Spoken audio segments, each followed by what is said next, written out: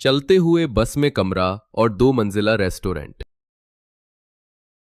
मंदिर के बाहर बैंड बाजे की धुन, डीजे पर नाचते बाराती और बीच में चमकती पुरानी लाल बस जिस पर लिखा है शाही ट्रेवल्स। गांव के लोग आपस में बात करने लगते हैं। जिसके पास जमीन नहीं वो बस में ही दुनिया बसाता है। अरे अब जिसकी किस्मत में जो लिखा होगा वही तो होगा ना। पता नहीं कैसे माँ बाप है उस लड़की के। अरे ऐसे घर में शादी ही क्यों करनी अपनी बेटी की जहाँ छत का ही कुछ अता पता ना हो। हम तो बस यही चाहते हैं कि वो लड़की जहाँ भी रहे खुश ही रहे, क्योंकि हर लड़की के अपने कुछ अरमान होते हैं शादी को लेकर। बस उस बच्ची के अरमान कभी ना टूटें। राधिका की बस बारात आ जाती है। सब लोग स्वागत करते हैं। देखो बोला, हमारी बस किसी से कम नहीं लग रही ना। हाँ दीदी, आज तो बस नहीं दूल्हा गाड़ी बन गई है। देखिए, फूलों से सजाई है जैसे राजा की सवारी। हर माँ अपनी बेटी को उसकी विदाई में यही समझाती है कि अपना और अपने ससुराल वालों का खूब मान सम्मान रखना, किसी की इज्जत मत झुकाना। और मैं भी तुझे वही सीख दे रही हूँ। मुझे पता है तुझे ये सब बताने की जरूरत तो है नहीं, पर मैं तेरी माँ हूँ। माँ, बच्चों को हमेशा ही अपनी माँ बाप की जरूरत पड़ती है, चाहे वो कितनी ही बड़े क्यों ना हो जाएं। पता भी नहीं चला कि तेरी कब शादी हो गई, और विदाई की घड़ी भी ऐसे भागी जा रही है जैसे पैरों में पहिए लग गए हों। माँ, मैं भले ही यहाँ ना रहूं, पर आप सब अपना और सबका खूब ख्याल रखना। मेरा दिल यहाँ रहेगा। तू अब चली जा रही है, पूरा घर सूना हो जाएगा। मुझे पता है कि तू भी यही सोच रही होगी कि तू चलते हुए घर में कैसे रहेगी। पर बहू, मैं इतना ही कहूँगी कि तेरे ससुराल वाले अच्छे लोग हैं। भले ही तेरी आम जिंदगी नहीं होगी, पर तुझे वो सब लोग हमेशा ही खुश रखेंगे। आप लोगों की पसंद है माँ, तो मैं शक कैसे कर सकती हूँ। बेटी, ये तेरा नया घर है, खुश रहना, ध्यान रखना। माँ, जहाँ प्यार हो वो घर कैसा भी हो सुंदर लगता है। घूंघट डालकर वो बस की ओर देखती है और कहानी शुरू होती है। अगले दिन का सीन। सुबह सुबह राधिका हाथ में लोटा लेकर बाहर आती है। चारों ओर खेत, बीच में खड़ी पुरानी बस। ये तो सच में पूरी बस ही है। इसमें घर कहाँ है? राधिका, यही हमारा घर है। कभी चलती थी, अब यही रुकी रहती है। हाँ, कहीं आना जाना हो तो हम आ जा सकते हैं। यहाँ तो मुझे अब काफी कुछ समझने की जरूरत है। सब कुछ इतना भी आसान नहीं होने वाला है। बस के अंदर बीच में 2 बिस्तर, पीछे स्टोव, दीवार पर भगवान की फोटो और एक कोने में ड्रम में पानी। बहू, हमारे पास मकान नहीं है, पर ये बस हमारी दुनिया है। इसमें ही जीते हैं, इसमें ही खाते हैं। वाह, तो फिर मैं भी इस दुनिया की नई मुसाफिर हूँ। और माँ जी, आपको शर्माने की या किसी भी बात से झिझकने की जरूरत नहीं है। अब ये मेरा भी घर है। वाकई में बहू, तू बहुत समझदार है। हमें लगा कि तुझे ये सब अजीब लगेगा और तू यहाँ ढल भी नहीं पाएगी, पर तू जिस तरह से बात कर रही है, अब मुझे लगता है धीरे धीरे तू अपने इस अनोखे और नए ससुराल को अपना ही लेगी। माँ जी, हर नई जगह में हर इंसान को परेशानी होती है, और अगर मैं उन परेशानियों से घबराकर कुछ समझूं ही ना, तो ये मेरी गलती होगी। आप सब चिंता मत कीजिए। भले ही ये सब अजीब हो, पर अब मेरा भी है। राधिका अब अपने इस अनोखे बस वाले ससुराल को धीरे धीरे समझने की कोशिश में लग जाती है। अगली सुबह राधिका झाड़ू उठाती है, सफाई करने लगती है। सास उसे देखती रह जाती है। कुछ देर बाद राधिका अपनी पहली रसोई की तैयारी में लग जाती है। बस के अंदर स्टोव जलता है। राधिका दाल चढ़ाती है। भोला खिड़की खोलता है। बहू जी, ध्यान रखना, इस बस में धुआं जल्दी भर जाता है, वरना स्टीम इंजन लग जाएगी। तो फिर पराठे भी इंजन की तरह तेजी से सीकेंगे। बहू, तुम्हारा स्वभाव बहुत अच्छा है। और सब लोग कहते हैं कि मेरे हाथ का खाना भी बहुत अच्छा है। आप सब इंतजार करो, मैं अभी सबके लिए खाना बनाकर लाती हूँ। तवे पर पराठे सिकते हैं। सरला देखती है। अरे वाह बहू, तेरे हाथ का घी तो बस महक रहा है। कसम से आज इस बस में घर की खुशबू लौट आई है। खुशबू से स्वाद का पता चल रहा है। अब ये बस सिर्फ सवारी नहीं करेगी, पेट भी भरेगी। सब हंसते हैं, परिवार के चेहरे पर उम्मीद की झलक। रात का सन्नाटा, बस के ऊपर तारों भरा आसमान। राधिका और अमन बैठे हैं। अमन, अगर ये बस हमारा घर है तो क्यों ना इसे चलती फिरती रसोई बना ले? मतलब? मतलब बस ढाबा, जहाँ लोग आए, खाएं और खुश होकर जाएं। हमारा खाना, हमारी पहचान। पर लोग क्या कहेंगे कि अमन की बीवी बस में ढाबा चला रही है? लोग तो कुछ भी कहेंगे अमन, पर जब खुशबू दूर तक जाएगी तो वही लोग लाइन में खड़े होंगे। और वैसे भी लोगों को हमारे बुरे हालात से जब मतलब नहीं है तो उन लोगों को हम जरूरी भी क्यों समझें? अमन हंसता है, उसके चेहरे पर गर्व झलकता है। अगली सुबह बस को रंगने का सीन। भोला दीवार पर पेंट कर रहा है। बहू, बोर्ड पर क्या लिखना है? लिखिए, चलते हुए बस का ढाबा, स्वाद जो सफर कराए। सरला बर्तन धो रही है, गजेंद्र स्टोव ठीक कर रहे हैं, राधिका अंदर से पराठे बेल रही है। पहले ये बस पेट्रोल से चलती थी, अब पराठों से चलेगी। पूरा परिवार काम में जुटा है। बस नया रूप लेती है। सड़क किनारे ट्रक रुकता है, 2 ड्राइवर उतरते हैं। ये ढाबे सा लग रहा है। खुशबू भी बहुत अच्छी आ रही है। सच में ढाबा है क्या ये? कुछ खाने को मिलेगा क्या? हाँ हाँ, ये हमारा बस ढाबा है, खाना मिल जाएगा साहब, लेकिन थोड़ा अलग अंदाज में बस में बैठिए। राधिका पराठे निकालती है, प्याज अचार रखती है। ट्रक ड्राइवर खाते हैं। वाह, ये तो होटल से बढ़कर है। पहला दिन, पहली कमाई, भगवान का नाम लो। राधिका पैसे उठाती है, आंखों में आंसू, खुशी से बोली, आज ही बस फिर से चली है, लेकिन अब खुशियों से। हम तो बस में रहते थे, अमन थोड़ा कमा लेता था तो उससे हम अपना पेट भरते थे, पर बहू आज तूने नई दिशा दिखाई है हमें। अगले कुछ दिनों में बस के बाहर लाइन लगने लगी। अब तो टिकट देना पड़ेगा। टिकट नहीं, पराठा पास मिलेगा। कॉलेज के बच्चे, मजदूर, ड्राइवर सब खाते दिखते हैं। और अब राधिका दूसरे शहरों में भी चलती बस से ढाबा लेकर जाने लगी। देखो बहू, तुम्हारे हाथ का स्वाद सबको भा गया। स्वाद नहीं माँ जी, ये हमारी मेहनत का तड़का है। माहौल खुशहाल। बस चली, स्वाद की बस चली। पास वाला ढाबा कालू मियाँ ग्राहकों की कमी देखकर गुस्से में, पहले लोग मेरे यहाँ आते थे, अब सब उस बस में जाते हैं। कल से देखता हूँ कैसे चलेगा इनका बस ढाबा। वो रात में बस के पीछे जाकर बोरी में कूड़ा डाल देता है। अरे, ये बदबू कैसी? किसी ने जानबूझकर डाला होगा। कालू मियाँ का ढाबा है पास में, वही करेगा। कोई बात नहीं, गंदगी फैलाने से कोई किसी की चमक नहीं मिटा सकता। चलो साफ करो और काम शुरू करो। सभी सफाई करते हैं, मेहनत का प्रतीक। तेज बारिश, बिजली चली गई, छत से पानी टपकता है। बहू, सब गीली हो गईं, अब क्या करेंगे? 1 मिनट, इंजन से गर्मी आती है ना, उसी से तवा गरम कर लेते हैं। राधिका बस का इंजन चालू करती है, उस पर तवा रखती है, पराठे सिकते हैं, भाप निकलती है। वाह, अब तो इंजन भी रसोइया बन गया। ग्राहक हंसते हैं, सरला की आंखें भर आती है। अगले दिन रिपोर्टर आता है, फोटो खींचता है।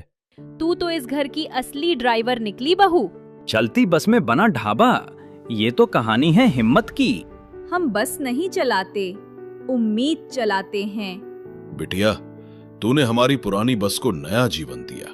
अब बस के चारों ओर बैनर, फेमस बस ढाबा लिखा है। लोग फोटो खींच रहे हैं।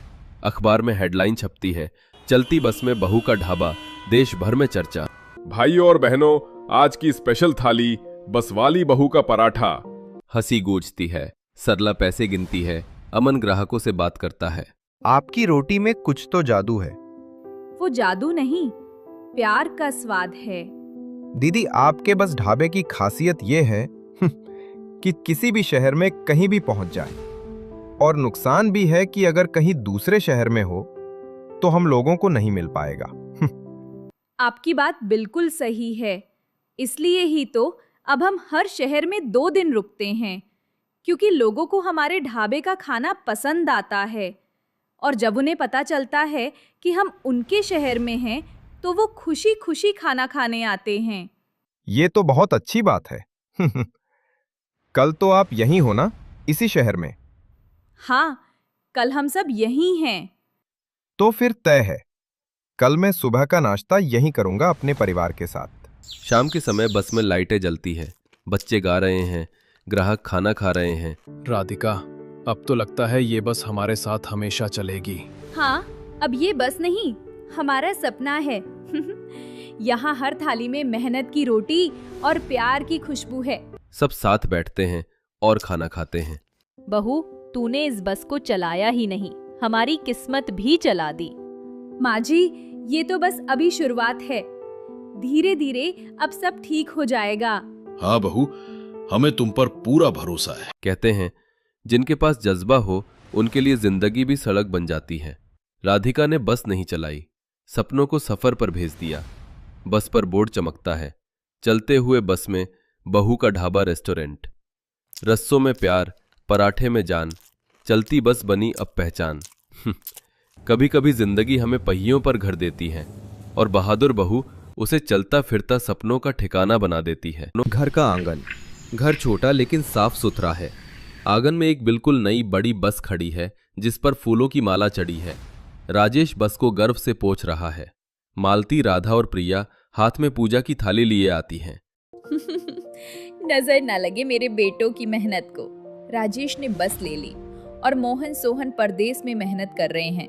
आज कितनी बड़ी पूजा है। ये बस नहीं माँ जी, ये हमारे सपनों की चाबी है।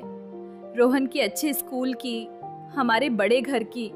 पर दीदी, ये लोन बहुत बड़ा है। सोहन ने जो पैसे भेजे थे वो भी सब इसमें लग गए। मुझे तो रात में नींद भी नहीं आती। भैया चुका तो लेंगे ना? प्रिया, तू घबरा मत, सब अच्छा होगा। भैया ने इतना बड़ा कदम उठाया है तो सोच समझकर ही उठाया होगा। देख नहीं रही भैया कितने खुश हैं। खुश? अरे आज मैं हवा में हूँ। देखना मालती, ये बस दिन रात चलेगी।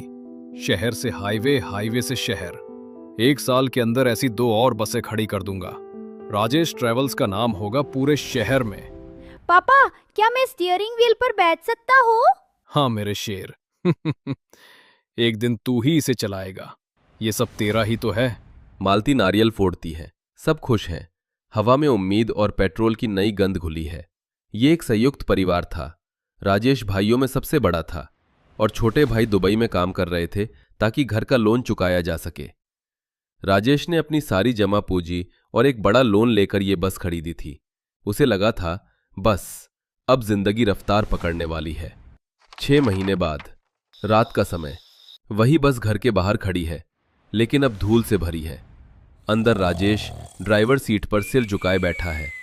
घर के अंदर मालती, राधा और प्रिया हिसाब की डायरी देख रही हैं। चेहरे पर गहरी चिंता है। क्या हुआ बहू, हिसाब नहीं मिल रहा क्या? हिसाब तो मिल रहा है माँ जी, पर आमदनी नहीं मिल रही। बस की किश्त सिर पर है, रोहन की फीस जानी है और बस तो 3 दिन से डिपो से बाहर ही नहीं निकली। मोहन भैया और सोहन ने भी इस महीने पैसे नहीं भेजे। कह रहे थे कंपनी में कुछ दिक्कत है। यहाँ भैया की बस नहीं चल रही। मुझे तो बहुत डर लग रहा है दीदी। कोई नहीं बैठना चाहता मालती। उन बड़ी एसी वाली बसों के आगे मेरी पुरानी बस को कौन पूछता है। सवारियां दूर से ही देखकर दूसरी बस में चढ़ जाती हैं। कहते हैं इसमें एसी नहीं है, तेल का खर्चा भी नहीं निकल रहा। लूट गए हम। आप हिम्मत मत हारिए। एसी नहीं है तो क्या हुआ, हम किराया कम कर देते हैं। हम रूट बदल कर देखते हैं। मैंने सुना है गांव वाले रूट पर सवारियां बहुत हैं। सब करके देख लिया, किराया भी कम किया, रूट भी बदला, कुछ नहीं होता। वो गांव वाले भी अब शहर की हवा खाना चाहते हैं। मेरी बस में कोई नहीं बैठता। ये बस एक गलती थी, बहुत बड़ी गलती। तभी दरवाजे पर जोर से दस्तक होती है। राजेश का चेहरा सफेद पड़ जाता है। मालती डरते हुए दरवाजा खोलती है। सामने सूद, लोन एजेंट 2 आदमियों के साथ खड़ा है। राजेश, ओ राजेश। राजेश जी, 3 किश्तें डिफॉल्ट हो गईं। फोन भी नहीं उठाते आप। बैंक कब तक इंतजार करेगा? सूद साहब, बस धंधा मंदा है। अगले महीने पक्का 2 किश्तें एक साथ दूंगा। अगले महीने नहीं, अभी। या तो पूरा पैसा दो, वरना बस की चाबियां हमें दे दो। और ये घर, ये भी तो लोन पर ही है ना, बैंक को सब पता है। घर नहीं, ये घर नहीं जा सकता भैया। सोहन को पता चलेगा तो वो तो मुझे ही दोष देगा। हाँ मैडम, बस और घर दोनों गिरवी हैं। अगर बस का पैसा नहीं आया तो घर भी खाली करना पड़ेगा। आपके पास 7 दिन है। सूद और उसके आदमी चले जाते हैं। राजेश वहीं जमीन पर बैठ जाता है। सविता और प्रिया रोने लगती हैं। मालती और राधा एक दूसरे को सहारा देकर खड़ी हैं। चुप हो जा प्रिया, रोने से कुछ नहीं होगा। हे भगवान, मेरे बेटों की कमाई सब डूब गई। 1 हफ्ते बाद घर का सारा सामान बाहर आंगन में पड़ा है। घर बिकाऊ है का बोर्ड टना है। मालती, राधा, प्रिया, सविता और रोहन बस के पास खड़े हैं। राजेश अपने घर को आखिरी बार देख रहा है। माँ, हम कहाँ जा रहे हैं? क्या हम छुट्टी पर जा रहे हैं? हाँ बेटा, एक लंबी छुट्टी पर। हे भगवान, ये क्या दिन दिखा दिए। जिस घर को खून पसीने से सींचा, आज उसी से बेघर हो गए। सब खत्म हो गया मेरी वजह से। मैंने सोहन और मोहन की मेहनत भी डुबा दी। मैं हार गया मालती। अभी कुछ खत्म नहीं हुआ है। घर ही तो गया है, परिवार तो साथ है ना। और ये बस अभी भी हमारी है। बैंक वालों ने घर ले लिया, पर बस की चाबी नहीं ली। हाँ, बस यही है अब हमारा घर, हमारा बिस्तर, हमारा सब कुछ। जो कर्ज नहीं चुका पाया, अब उसी में रहना पड़ेगा। क्या किस्मत है मेरी। किस्मत से लगना पड़ता है। बैठिए, बस आप चाहिए। राजेश ड्राइवर सीट पर बैठता है। सब लोग बस में चढ़ते हैं। बस स्टार्ट होती है और उस गली से हमेशा के लिए निकल जाती है। शहर के बाहर एक सुनसान इलाके में बस खड़ी है। रात का समय है। बस के अंदर का दृश्य। पिछली कुछ सीटें हटाकर बिस्तर बनाया गया है, जहां सविता और रोहन सो रहे हैं। आगे की तरफ मालती और राधा एक छोटे से केरोसिन स्टोव पर रोटियां सेक रही हैं। प्रिया पानी भर रही है। बस के अंदर धुएं और नमी की गंध है। राजेश बस के दरवाजे पर चुपचाप बैठा बाहर अंधेरे में देख रहा है। सुनिए, 2 रोटी खा लीजिए। सुबह से कुछ नहीं खाया आपने। भूख नहीं है। भैया, ऐसे कब तक चलेगा? रोहन पूछता है, हम घर कब वापस जाएंगे? क्या जवाब दूं उसे? कल सोहन का फोन आया था। मैंने झूठ बोल दिया कि सब ठीक है, लेकिन कब तक? अगर उसे पता चल गया कि हमने घर खो दिया और अब हम इस बस में रह रहे, तो वो मुझे कभी माफ नहीं करेगा। तो कह दो कि उसका बड़ा भाई एक हारा हुआ आदमी है, जो अपने परिवार को एक छत नहीं दे सकता। कह दो कि हम सड़क पर आ गए हैं। यही है हमारी औकात। जाकर कह दो सबसे। चिल्लाइए मत माँ जी, और रोहन जाग जाएंगे। और प्रिया, तू भी रोना बंद कर। हम सड़क पर नहीं हैं, हम अपनी छत के नीचे हैं। ये बस हमारी है। हारना तब होता है जब हम कोशिश करना छोड़ देते हैं। अभी हम जिंदा हैं, सांस ले रहे हैं। इस जिंदगी से तो मौत अच्छी है। मालती उसे थप्पड़ मारने के लिए हाथ उठाती है, पर रुक जाती है। उसकी आंखों में आंसू है। ये बात दोबारा मत कहिएगा। मेरे लिए नहीं, तो अपने इस बेटे के लिए। क्या आप चाहते हैं ये आपको ऐसे हारा हुआ देखे? हम कोई ना कोई रास्ता निकाल लेंगे। मालती स्टोव बुझा देती है। बस में सन्नाटा पसर जाता है। अगले दिन दोपहर राजेश बस की छत पर कुछ ठीक करने का नाटक कर रहा है। नीचे मालती और राधा स्टोव पर कढ़ी चावल बना रही हैं। बस के शीशे खुले हैं ताकि धुआं बाहर जा सके। कढ़ी की खुशबू चारों तरफ फैल रही है। पास के कंस्ट्रक्शन साइट से एक मजदूर पानी पीने के लिए आता है। वो बस के पास आकर रुकता है, खुशबू सूंघता है। क्या खुशबू है बहन जी, कढ़ी बना रही हैं क्या? सच कहूं, घर की याद आ गई। 2 महीने हो गए घर का खाना खाएं। मजदूर चला जाता है। मालती वहीं खड़ी उसकी बातों पर गहरी सोच में डूब जाती है। वो बस के अंदर खाली पड़ी सीटों को, अपने स्टोव को और बाहर की सड़क को देखती है। शाम को जब सब लोग चुपचाप बैठे हैं, मालती आखिरकार अपनी चुप्पी तोड़ती है। सुनिए, मैं कुछ सोच रही थी। वो मजदूर कह रहा था उसे घर के खाने की याद आ गई। इस शहर में, इस हाईवे पर कितने लोग हैं जो घर का बना अच्छा खाना ढूंढते हैं। तो क्या अगर हम इसी बस में एक ढाबा खोल लें? राजेश, सविता और प्रिया चौंक कर उसे देखते हैं। दिमाग खराब हो गया है क्या तुम्हारा मालती? बस में ढाबा? कौन आएगा इस कबार खड़ी हुई बस में खाने? हम क्या अब सड़क पर खाना बेचेंगे? लोग क्या कहेंगे? राजेश ट्रेवल्स वाला अब बस में ढाबा चला रहा है। हाँ दीदी, लोग हंसेंगे हम पर। ये कैसा आइडिया है? क्यों नहीं आएंगे? लोग हंसते हैं तो हंसने दो। कम से कम हम किसी के आगे हाथ तो नहीं फैला रहे। हम पिछली सारी सीटें निकाल देंगे, छोटी मेज़ें लगा देंगे। मैं, राधा और प्रिया खाना बनाएंगी, माँ जी हिसाब देखेंगी, और आप बस को ऐसी जगह ले चलेंगे जहाँ भूखे लोग हों, जैसे ट्रांसपोर्ट नगर। बहू, ये क्या कह रही है? बस में चूल्हा आग वाग लग गई तो? हाँ माँ जी, हम सावधानी रखेंगे, पर हमारे पास खोने को क्या है?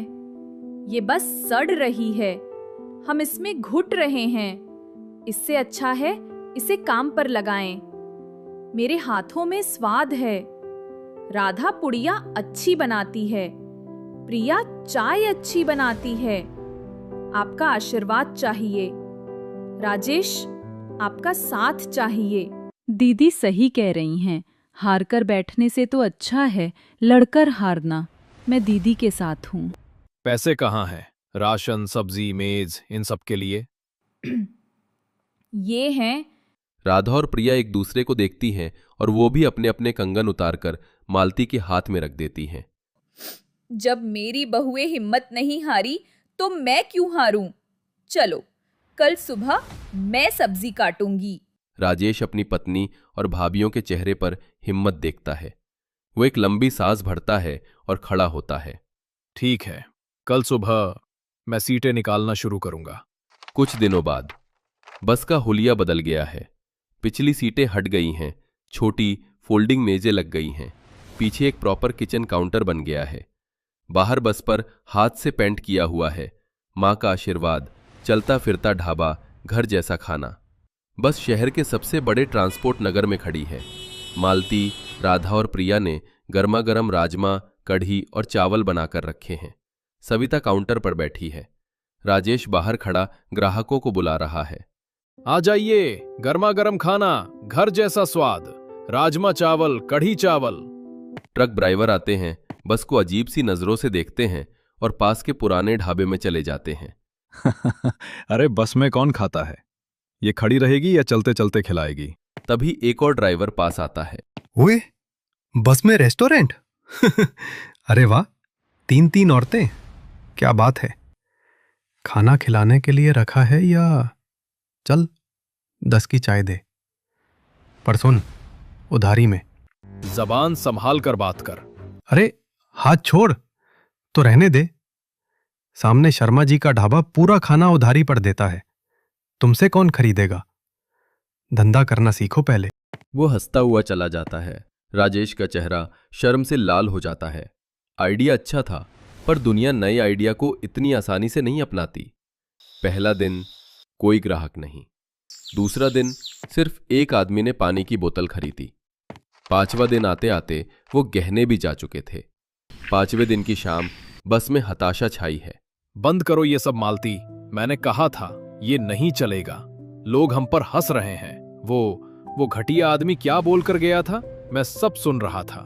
हम अपनी औरतों को सड़क पर तमाशा बनने के लिए ले आए हैं। हम बर्बाद हो गए, वो सारे गहने भी गए। शायद आप सही थे। मुझसे ही गलती हो गई। आइडिया ही गलत था। नहीं बेटा, हिम्मत मत हारो। आज नहीं तो कल। क्या हिम्मत रखूं मां? कल का राशन लाने के पैसे नहीं हैं। तेल भी बस आखिरी कगार पर है। कल ये बस स्टार्ट भी नहीं होगी। सब खत्म। सब चुप हैं। बस में सिर्फ रोहन के हल्के खर्राटों की आवाज है। स्टार्ट नहीं होगी? या हम होने नहीं दे रहे? राजेश, बस स्टार्ट करो।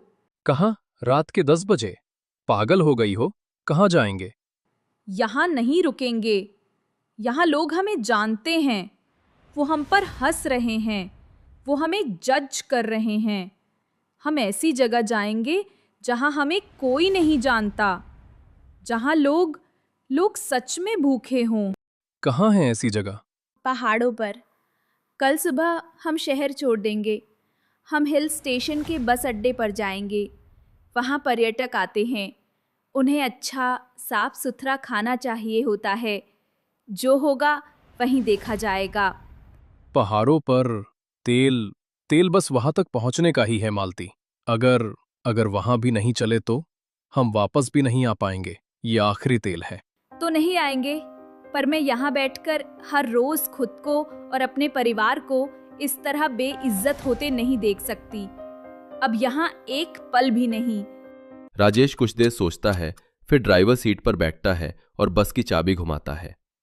अगले दिन सुबह बस घुमावदार पहाड़ी रास्तों पर चढ़ रही है। नीचे गहरी खाई है। राजेश सावधानी से बस चला रहा है। मालती, राधा, प्रिया और सविता ने कसकर पकड़ रखा है।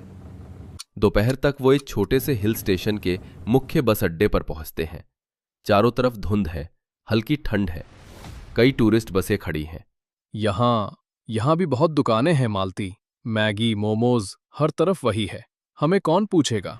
मुझे डर लग रहा है वो आखिरी तेल भी खत्म हो गया।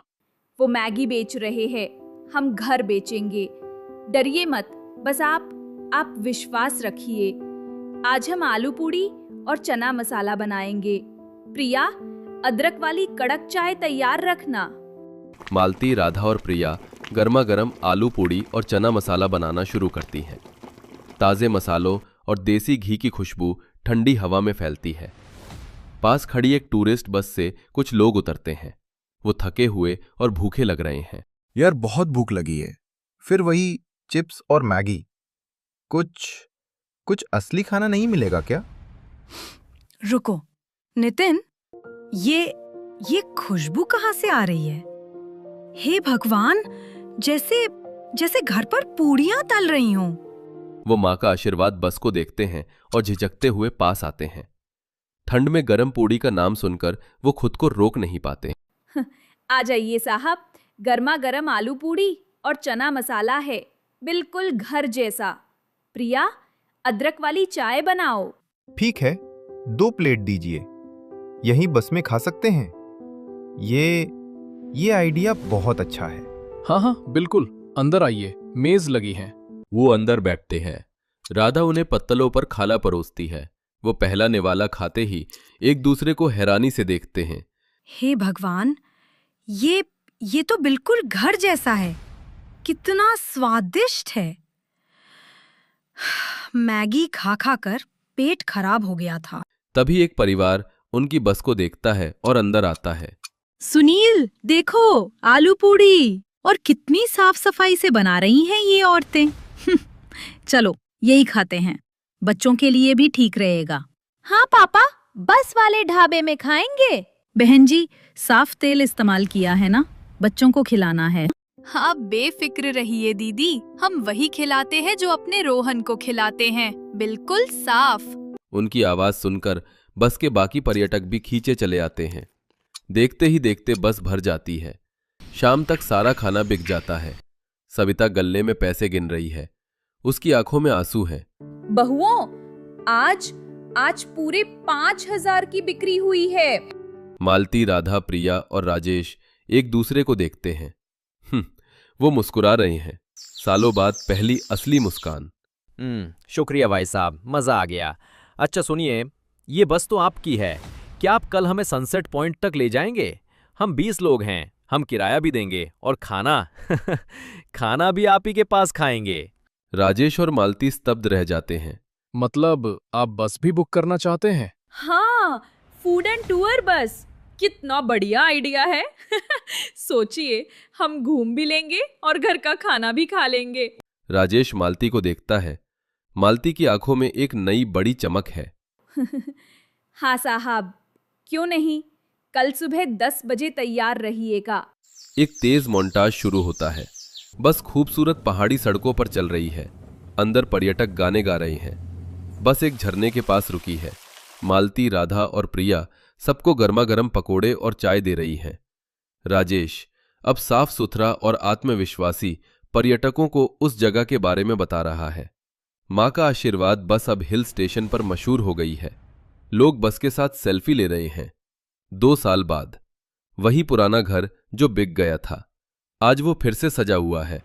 घर बिकाऊ है का बोर्ड हट चुका है। घर के बाहर 3 बसें खड़ी हैं, जिन पर मालती का ढाबा का लोगो चमक रहा है। अंदर गृह प्रवेश की पूजा हो रही है। पूरा परिवार पंडित जी के साथ बैठा है। दरवाजे पर सूद आता है। इस बार उसके चेहरे पर मुस्कान है। वो राजेश को एक लिफाफा देता है। राजेश जी, 10 साल का लोन आपने 2 साल में चुका दिया।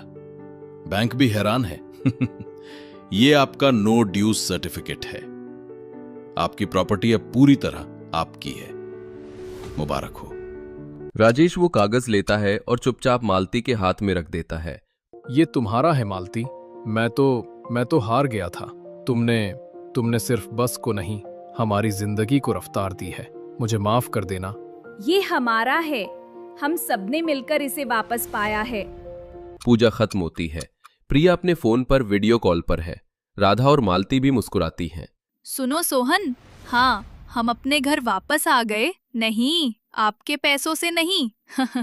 हमने अपना मालती का ढाबा खोल लिया है। हाँ, मैं, राधा दीदी और मालती दीदी। अब तुम और मोहन भैया जल्दी आ जाओ। यहाँ 3 बसें कौन संभालेगा? माँ, क्या हम अब वापस अपने घर आ गए? अब हम बस में नहीं सोएंगे। हाँ बेटा, अब हम वापस अपने घर आ गए। पर सच कहूं, उस बस ने हमें जिंदगी का वो सबक सिखाया जो ये घर कभी नहीं सिखा सकता था। ढाबा तो बस एक आइडिया था राजेश। असली कमाई तो हमारा परिवार है, जो फिर से एक साथ एक छत के नीचे है। कहते हैं मंजिल का मिलना जरूरी होता है, पर कभी कभी सफर ही मंजिल बन जाता है। मालती, राधा और प्रिया के लिए वो बस ही सफर थी और वही मंजिल भी। इन बहुओं की हिम्मत ने न सिर्फ एक परिवार को बचाया, बल्कि एक उजड़े हुए सपने को उम्मीद के पहियों पर फिर से खड़ा कर दिया। तीनों बसें एक लाइन में खड़ी है और परिवार अपने घर के सामने मुस्कुरा रहा है।